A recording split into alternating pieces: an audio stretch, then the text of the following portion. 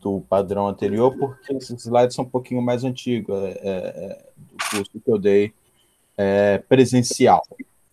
O modelo presencial não deu tempo realmente de recuperar. Mas, então, nesse primeiro momento, isso, eu ia até apertar, silenciar aqui, a fazenda tá alta aí.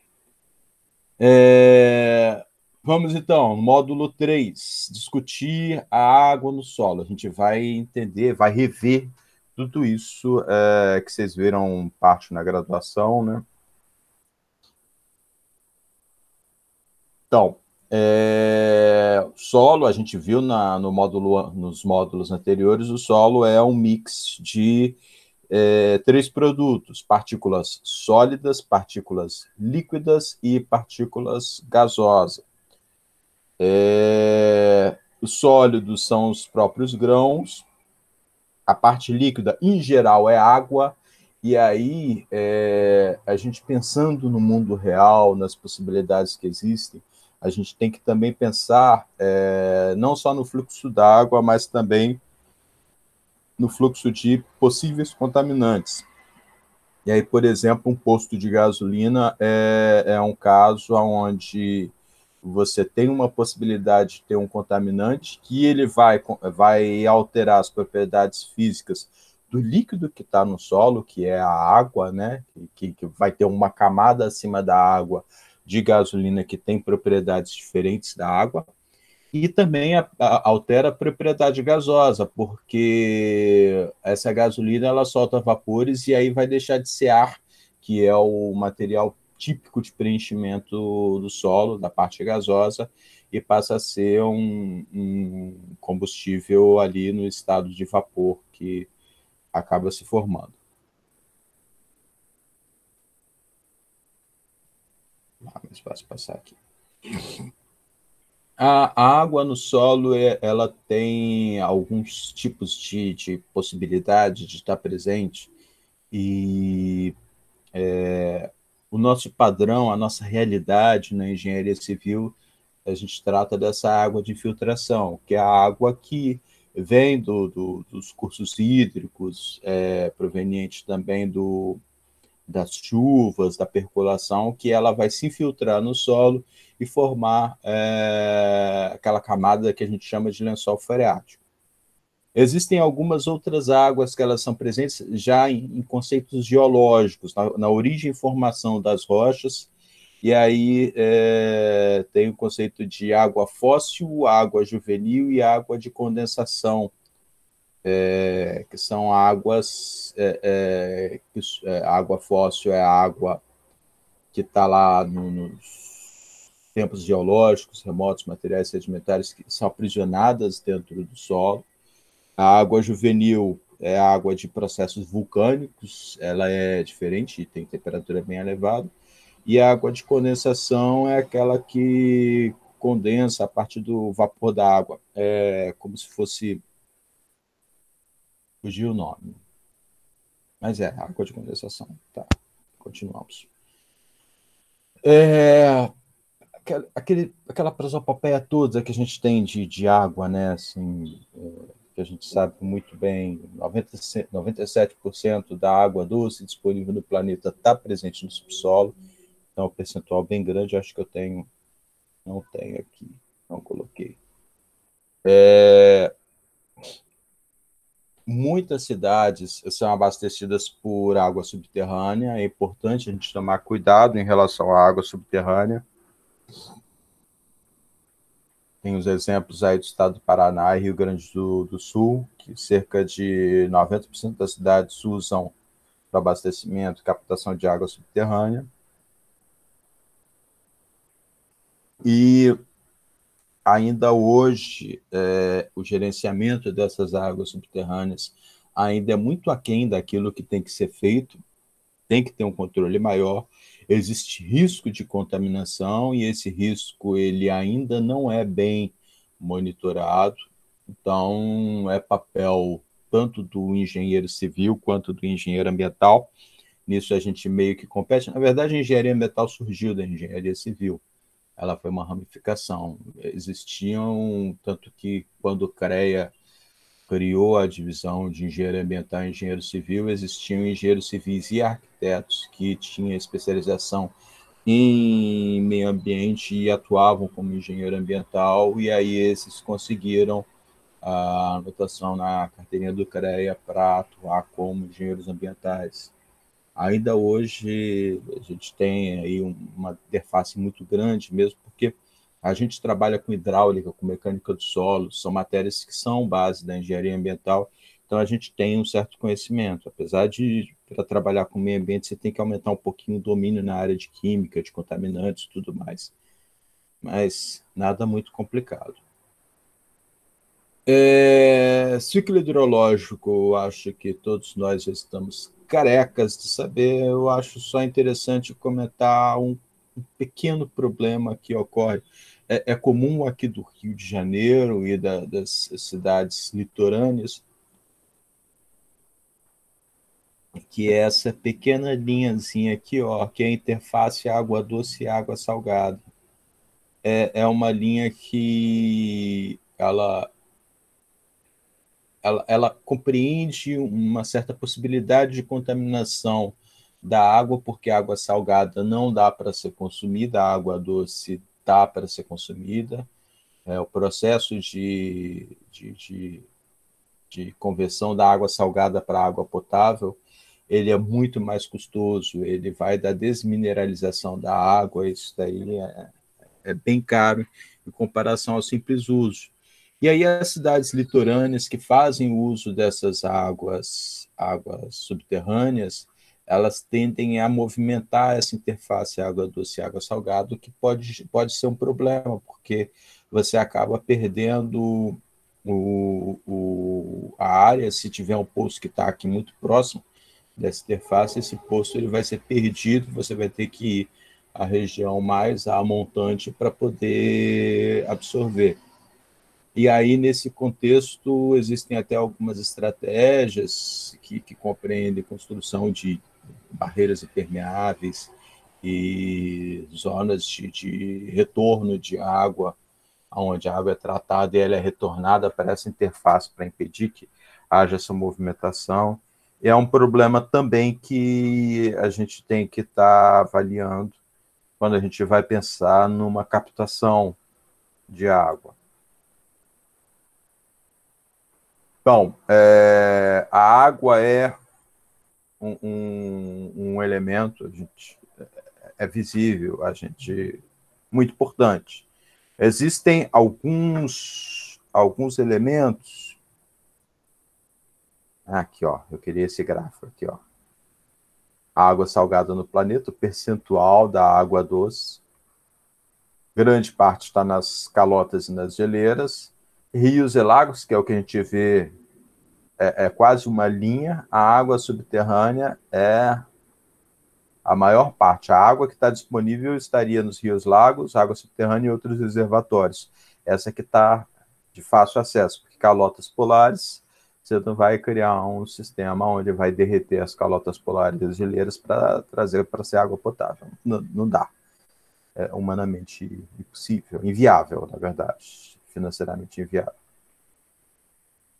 Então, voltando aqui, existem algumas zonas que são interessantes. Essa figurinha ela é bem elucidativa.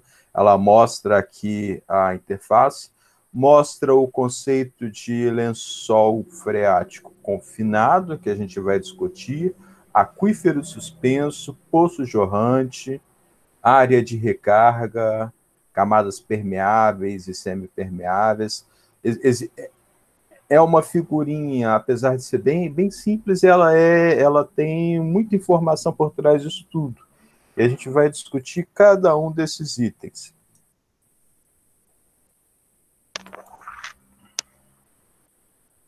Então, a água subterrânea, ela tipicamente fica ou nas fraturas das rochas ou nas camadas de solo. Ela está aderida às superfícies para atração molecular e tudo mais. Todas as aberturas abaixo do NA são preenchidas por água. Aqui mostra desse. Existem umas zonas, zona no solo, isso é uma discussão muito mais para a área de ambiental. Existe a zona saturada e a zona de aeração. A zona de aeração é a zona que, obviamente, tem ar. E a zona saturada, ela está completamente saturada, ou seja, está abaixo d'água. A interface entre a zona saturada e a zona de aeração é o nível freático do solo.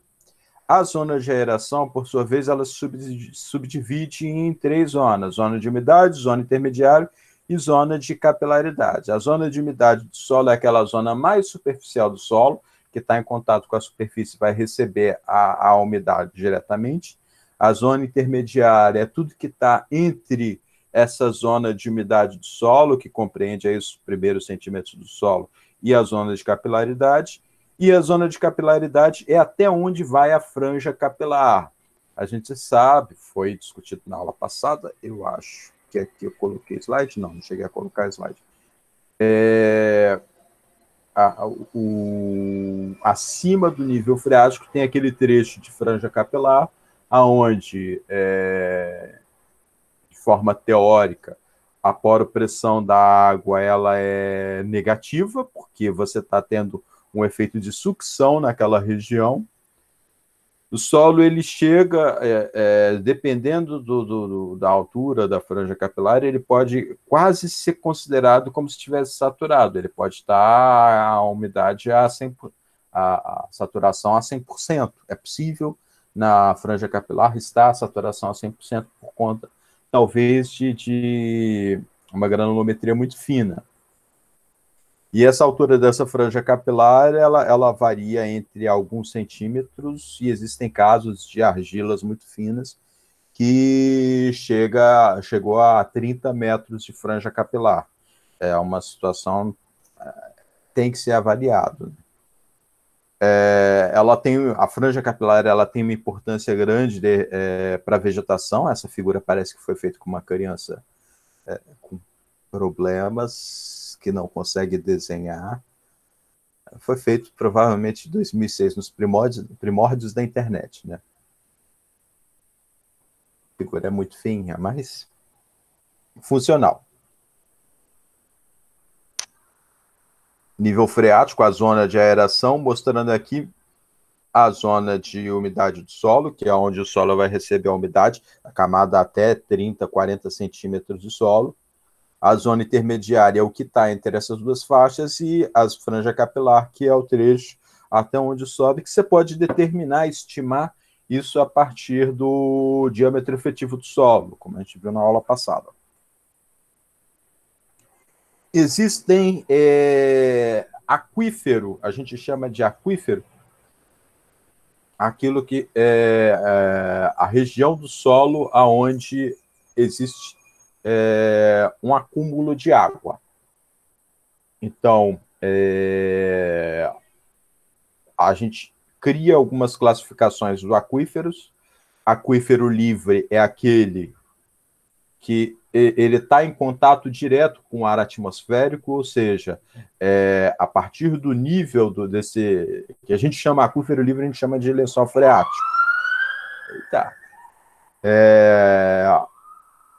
A linha do nível d'água você tem contato direto com a atmosfera. Ele não tem nenhuma camada impermeabilizando esse aquífero. Existe também o conceito de aquífero profundo ou confinado, que ele geralmente ele ocorre entre camadas de solo permeável e impermeável. O aquífero, por definição, é sempre em solo permeável. Não dá para ter um aquífero em solo impermeável. Deixa eu lembrar aqui se no outro. Aonde é solo impermeável, a gente não chama de aquífero, a gente chama, como está mostrando aqui, de aquiclude. É como se fosse uma barragem de aquífero. Aqui mostra muito bem, o lençol freático acompanhando aqui o nível do solo e ele tendo contato com o ar atmosférico. aqui é uma zona de recarga do aquífero confinado. A zona de recarga são as regiões aonde você tem a recarga do lençol freático. E aí, por exemplo, se você tem um morro ou uma região elevada, em geral, essa vai ser a tua zona de recarga. Porque, primeiro, tem o efeito da chuva orográfica, que é aquela chuva que ocorre quando você tem o contato das nuvens com o alto de montanha, e essas nuvens elas se precipitam, seja por formação de chuva propriamente dito, seja pela própria absorção pelo solo, pelo material dessa umidade que está presente nas nuvens. A nuvem bate e ela meio que se dissipa ali, ela vira umidade e permeia no solo. E essas montanhas, em geral, elas ou vão abastecer lençóis freáticos ou aquíferos confinados, e, em geral, alto de morro, por conta desse efeito. Por isso, existe uma restrição, e aí, não sei se vocês sabem, topo de morro é uma área de proteção. Eu não lembro se é APP, eu acho que é uma área de proteção permanente. Existe um certo nível em topo de morro que você não pode construir, porque também é o berço de onde vai reabastecer todos os lençóis freáticos. Então você não pode pegar, tá lá no topo do morro, adoraria construir uma casa no alto do morro, no topo mesmo, né? No cume de uma montanha. Ia ser assim, mega sensacional. Existem alguns casos que dá, mas no geral você tem essa limitação ambiental que é justa, porque sem água a gente não vive. Se você tapar a área de recarga do aquífero, você vai acabar com aquele aquífero, você vai acabar com os cursos hídricos a jusante. E aí, por efeito também da perda de carga dessa água no fluxo, porque ela vai entrar aqui, é como se aqui tivesse uma torneirinha jogando água. E vai haver um fluxo natural. Em geral, você vai do topo para a base, a água escoa. Ela vai escoando por meio desse aquífero confinado e por meio do próprio lençol freático. E ela vai perdendo carga à medida que ela vai permeando por esse solo. Perde pelo motivo óbvio, você vai passar por um material particulado, onde tem vários tipos de restrição, você não vai conseguir. E aí, essa perda de carga ocorre de forma diferente no aquífero confinado e no lençol freático. Você vê que no aquífero confinado parece que vem muito mais uniforme, seja porque esse fluxo ele é muito mais bem domesticado do que no lençol freático, que tem abastecimento ao longo de toda a sua estrutura. Em relação ao material que compõe o aquífero, a gente tem três situações clássicas.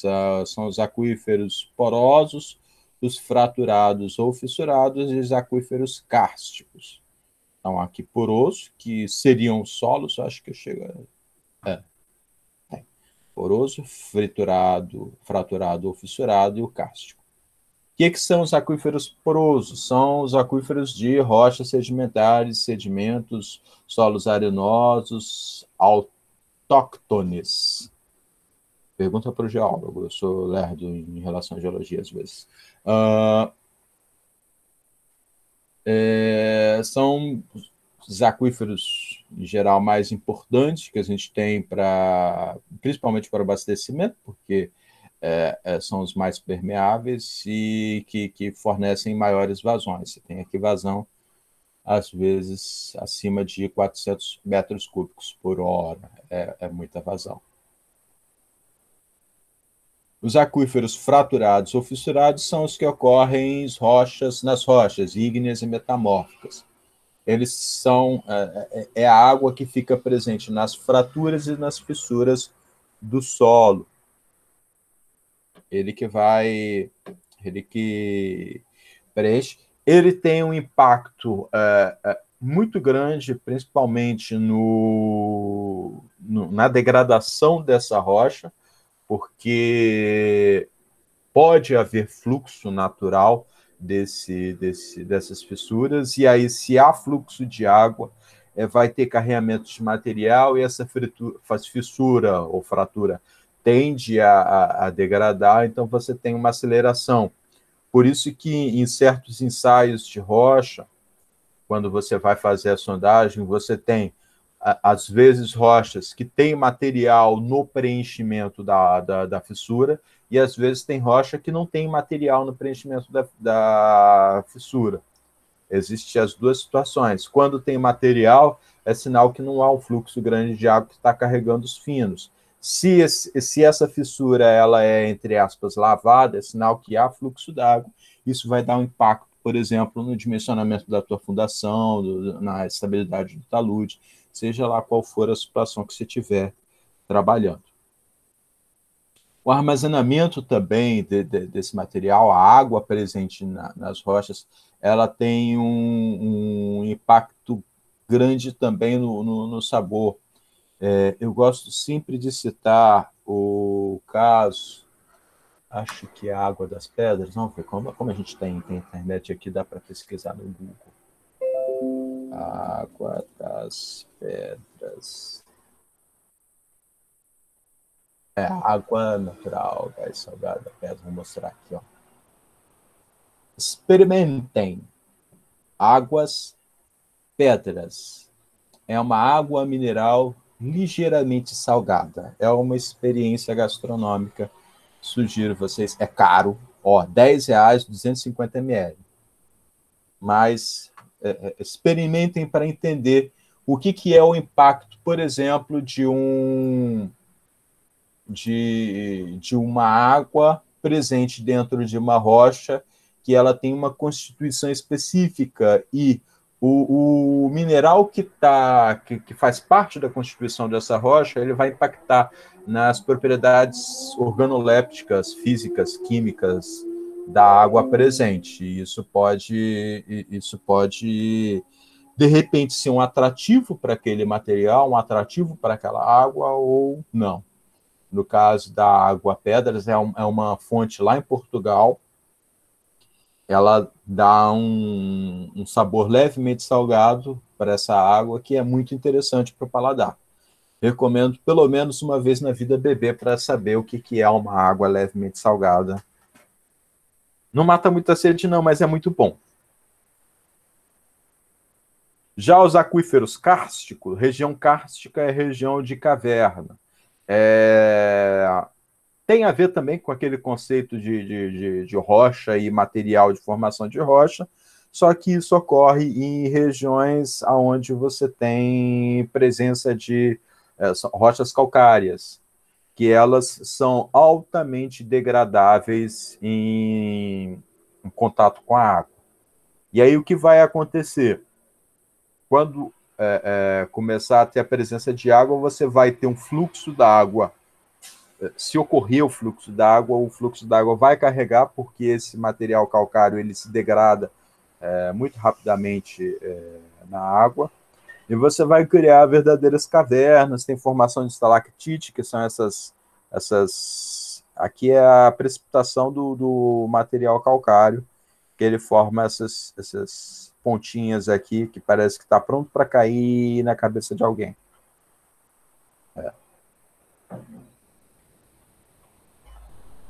É interessante, existe algumas situações no Brasil, existe um caso interessante de uma cidade, eu não vou lembrar, mas foi caso que deu até no Fantástico, que a cidade inteira afundou em função de ter um subsolo com presença muito rica de calcário, um subsolo calcário, e usaram o abastecimento por meio de poços artesianos.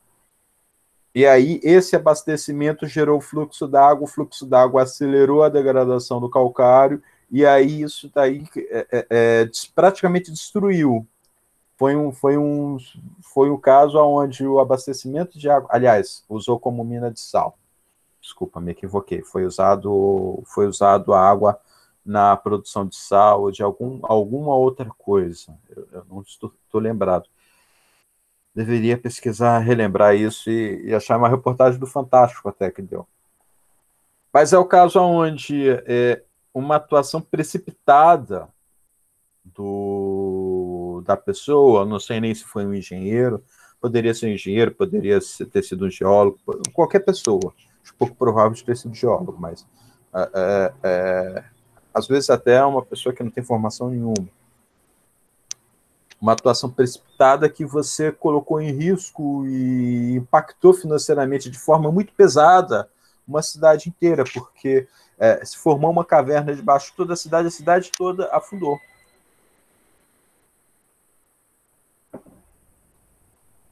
Então a gente tem que ter essa preocupação também quando vai investigar o subsolo para poder determinar o tipo de atuação que a gente vai dar ali para abastecimento de água. Capilaridade a gente chegou a discutir na aula passada, mas eu vou fazer uma recapitulação aqui, como já tem 2 semanas. Basicamente, o que ocorre na capilaridade é que a tensão superficial da água, acho que no próximo slide, não, o próximo slide mostra isso. A tensão superficial da água atua como uma força puxando a água para cima. Inclusive, a gente vê a barriguinha aqui para baixo. Se fosse mercúrio, seria o oposto, seria a barriguinha para cima.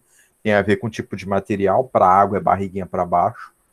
Ela puxa no alto e a gente sobe uma altura acima do nível freático. A pressão dentro desse canalículo é uma pressão menor do que a pressão atmosférica, que aqui no nível da água é a pressão atmosférica. É uma pressão, entre aspas, negativa em relação à pressão atmosférica e vai subir tanto mais quanto menor for o canalículo. Aqui a gente tem o exemplo do efeito da capilaridade no solo. Espero que esteja visível para vocês aí no dispositivo que vocês estão utilizando para ver. Um bloco de solo de material bem fino foi colocado em cima de uma poça d'água. Em meio minuto ele subiu até essa altura, em 18 minutos estava quase na metade. Depois de 1 hora e 4 minutos, não sei por que 1 hora e 4 minutos, ele poderia ter sido 1 hora, né? Ele estava já quase no topo do solo, ou seja, ele teve a altura capilar equivalente a tudo isso. Quando você está tratando de um solo onde o nível freático permanece próximo, né, ele tem uma pequena oscilação, ele fica próximo àquilo que está lá durante, às vezes, dias, meses ou até mesmo séculos. Esse tempo que tem para subir o nível capilar é todo esse tempo, então a gente considera que praticamente está numa altura de equilíbrio. A formulação, e aí a gente tem aqui a altura máxima que a gente utiliza o diâmetro efetivo do solo. Aqui está como D, o diâmetro, não tem uma formuleta, não tem formuleta aqui. Tá. Aqui a altura em relação ao capilar. Tá. Acho que aqui é D10, se eu não me engano, diâmetro efetivo. E vamos agora, então, para o conceito do fluxo d'água. A gente precisa retomar um pouquinho a mecânica dos fluidos e entender o princípio dos vasos comunicantes, que ele é a nossa base para estar trabalhando a água no solo. Gente, eu preciso dar uma paradinha por 1 segundo. Pegar um copo d'água, estou com sede.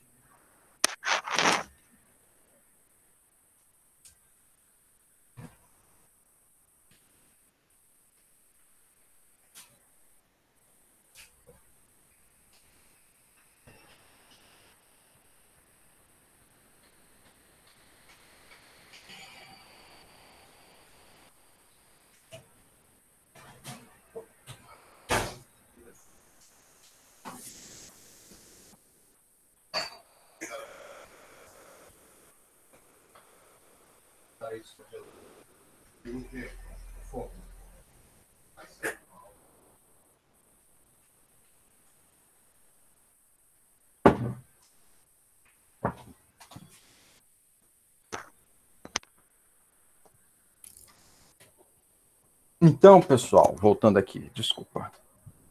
Às vezes a garganta fica seca. Temos dois tipos de carga atuando no solo, a carga cinética e a carga piezométrica.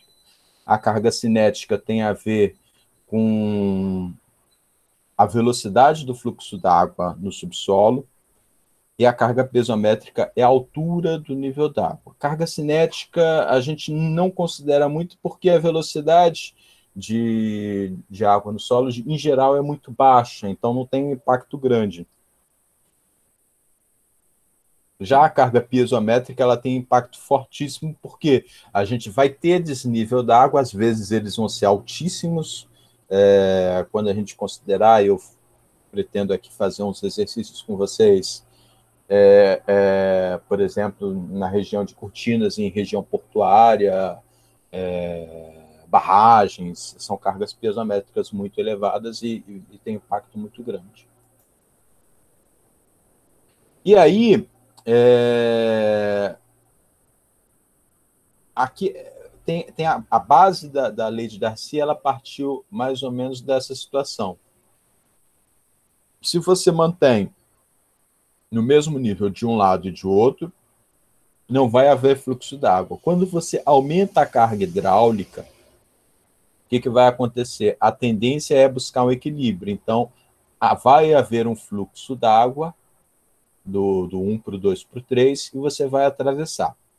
E foi nessa observação, com a presença de areia e sem a presença de areia, que surgiu a lei de Darcy. Ele começou a observar que havia uma certa lógica naquele comportamento. Ele montou, aqui está o experimento dele, a elaboração do experimento dele, e ele começou a verificar que havia uma certa lógica e uma matemática por trás disso. Isso foi em 1856, tá certo? Naquela época, os inventores eram muito mais brilhantes porque não tinha televisão, não tinha internet, então, pessoal, a única coisa que tinha para fazer, não tem nada para fazer, vamos inventar teoria, e ficava teorizando. Agora, durante a pandemia, vocês vão ver, daqui a uns 3 anos, vai surgir um monte de teoria de física quântica moderna, porque as pessoas estão presas dentro de casa. Cada um fica teorizando. Espero que não para trás, a gente teorize para frente. E aí ele reparou essa relação, aonde existia uma constante e você tinha a queda de pressão. Aqui.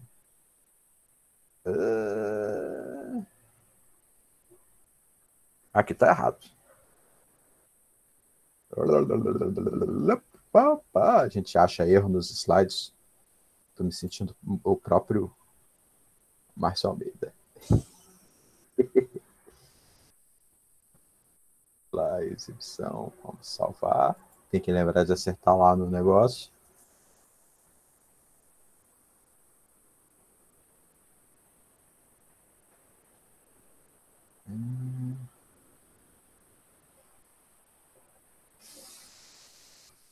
Exibição.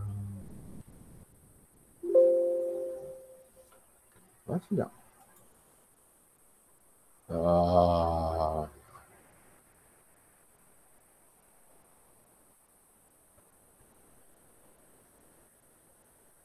Então, o Darcy, esse carinha aqui, ó, muito simpático, ele percebeu que tinha uma relação entre a velocidade, uma constante que ele mudava de acordo com cada tipo de solo que ele colocava lá no ensaio dele, e ocorria uma queda de pressão à medida que, a depender, existia uma relação diretamente proporcional da velocidade em relação à queda de pressão, inversamente proporcional em relação ao comprimento do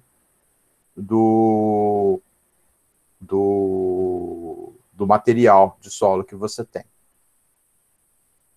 E aí, de novo, retomando aquelas coisas, eu sempre dou umas dicas para a gente pensar de forma simples, para guardar as coisas que são efetivamente importantes, talvez num concurso, que eu sou concurseiro, né? Sempre fui, já fiz vários concursos, passo em alguns. Lei de Darcy é batata, assim, é coisa que sempre cai. E é igual à teoria da relatividade de Einstein, você tem que saber, é igual a mc ao quadrado. Já virou domínio popular. Lei de Darcy também, você tem que guardar. Eu gosto disso daqui, Q é igual a KIA. K, coeficiente de permeabilidade, I, gradiente hidráulico, H sobre L, o delta H sobre L, e A é a área. É fácil de decorar essa? Eu acho fácil, pessoalmente, porque a vazão é igual àquela marca de carro, Kia. Guarda, fácil. Marca de carro a gente lembra. E aí, voltando então para a lei de Darcy, existe também a fórmula de velocidade, é igual a K vezes I vezes a vazão, né? Mas uma coisa é equivalente à outra, né? Porque vazão é velocidade sobre volume, e aí você multiplica volume pela área, você vai ter, aliás, velocidade sobre vazão, área sobre metro cúbico por segundo, área sobre tempo, e aí velocidade seria comprimento sobre tempo, você passa dividindo, você vai ter, dividir de área vira volume. Uma coisa chega na outra, assim, de forma bem óbvia. O gradiente hidráulico é a divisão da carga hidráulica, né, o ΔH, dividido pelo comprimento que ele vai atravessar nesse solo. Em solos a gente tem uma outra coisa. Existe a velocidade real e a velocidade de Darcy, a velocidade média. Se você está olhando aqui as partículas de grão, a velocidade que a gente mede pela lei de Darcy é a velocidade de água que entra antes e a velocidade que sai depois. Não é a velocidade como a água passa por esse sistema tortuoso. Já a velocidade real, ela compreende a passagem da água por esses canalículos que a gente entende que tem aqui dentro do solo. E aí, para ter uma estimativa dessa velocidade real, a gente poderia pegar a velocidade da C, V é igual a K vezes C, tá certo? E dividir pela porosidade. Aí você vai ter um valor, uma estimativa, é um valor muito mais próximo do que seria a velocidade passando dentro daqueles canalículos de formação do solo. Para algumas situações você precisa da velocidade real, o pessoal também chama isso de velocidade de Darcy. Aliás, a velocidade Darcy é a velocidade média. A velocidade real, às vezes você precisa da velocidade real, às vezes você precisa, em geral, a gente trabalha com a velocidade Darcy e a velocidade média. Em relação à condutividade hidráulica,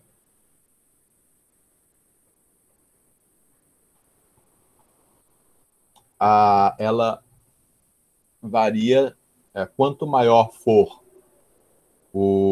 a granulometria, mais condutível é o material. Então, a gente tem aqui exemplos de rochas, tá certo? Um gneiss, ele pouco fraturado, é praticamente impermeável. Um argilito, que é uma rocha, uma rocha sedimentar, metamórfica, a partir da solidificação da argila. É praticamente também impermeável, porque o diâmetro é muito fino, aí vai depender, ele é um escoamento mais lento num sentido e um pouquinho mais rápido no outro, porque o argilito ele é anisotrópico, ele não tem as mesmas propriedades de forma vertical e horizontal. Já um arenito siltoso, né? Arenito siltoso é um arenito com partículas de areia, que são mais grossas, e silt, que são menores. Tem um escoamento lento, ao passo que quando você vai para o arenito e para os cascalhos, você tem aí um escoamento bem rápido em relação ao conceito de rocha. Já nos solos, a gente sabe muito bem que as argilas são praticamente aquicludes, né? Os solos argilosos, ele tem uma permeabilidade baixíssima, e os solos arenosos, eles são bem permeáveis. Aqui a gente tem alguns exemplos que são interessantes, exemplo de condutividade hidráulica. A gente tem aqui pedregulho limpo, ele vai, aqui tem a faixa, né, em centímetro por segundo. Às vezes eu penso centímetro por segundo, em geral eu penso centímetro por segundo. O pedregulho oscila até 1 centímetro por segundo. De 100 até 1 centímetro por segundo, você tem aí a permeabilidade do pedregulho. Já areia limpa, areia misturada com pedregulho, de 1 centímetro por segundo até 0,001 ou 10 a menos 3 centímetros por segundo. E aí temos argilas muito finas, que vai até 10 a menos 8, 10 a menos 5, 10 a menos 7, né? E as argilas são abaixo de 10 a menos 7. A gente praticamente considera a argila como material permeável, porque 10 a menos 7, 10 a menos 8, 7, 8 centímetros por segundo. Para a água andar 1 centímetro, precisaria de 10 a 8 segundos. 10 a 8, quanto tempo que dá? Dá... Estou com preguiça de fazer essa conta, mas dá aí alguns dias, muitos dias para andar 1 segundo.